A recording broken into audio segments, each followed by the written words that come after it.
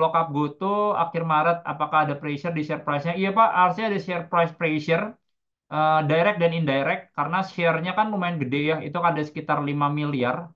Jadi itu pasti ada pressure. Yang kedua, kalau seandainya ada perspektif, kalau seandainya founders ini keluar, pasti retail investor ngelihatnya kayak ada confidence yang turun ya dari sisi founders ya ke bisnis ya. Jadi seperti itu sih sebenarnya. Walaupun sebenarnya GoTo ya, kalau kita lihat laporan keuangan di kuartal keempat, itu mereka udah kasih indikasi bahwa kayaknya laba bisa positif. Secara standalone ya, maksudnya artinya adalah di kuartal keempatnya doang. Kalau secara tahunan masih rugi, cuman di kuartal keempatnya doang mereka tuh bisa positif. Cuman saya udah pernah state juga nih, karena kalau kita lihat kayak tren belakangan di global, manajemen juga udah bilang bahwa kompetisi ini masih tough banget ya, Pak ya, khususnya buat yang kayak ODS gitu ya.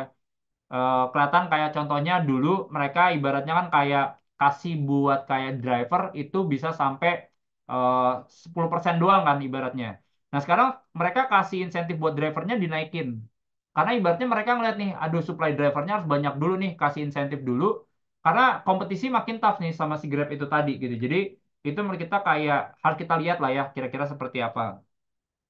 Itu yang pertama. Kedua, sebenarnya yang saya pernah state juga nih bisnis financial service-nya ini masih tough ya. Karena kan kalau misalnya mereka pengen ada exposure ke buy now pay later ini, mereka harus compete sama conventional banks yang punya funding cost structure yang lebih murah.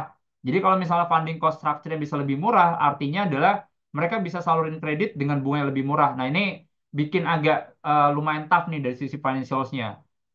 Itu sih Pak buat GoTo ya. Cuma menarik saya kemarin tuh lihat slide-nya Goto ya. Jadi kalau kita ngomongin dari kayak market perspektif investor, emang valuasi-valuasi perusahaan teknologi ini lagi di re-rating sih. Istilahnya adalah mereka turunin target multiplesnya. Kayak contohnya mereka ngeliat dulu perusahaan C ya. Itu kayak zaman tahun 2021, zaman-zamannya COVID, itu valuasinya tuh bisa sekitar 9 kali dari pendapatannya, sorry, dari enterprise value-nya mereka dibagi sama pendapatan. Sekarang valuasinya cuma 0,9 kali, artinya adalah, wah ini kayaknya nggak jalan nih bisnisnya. Jadi ada penurunan atau ibaratnya kayak multiple valuation.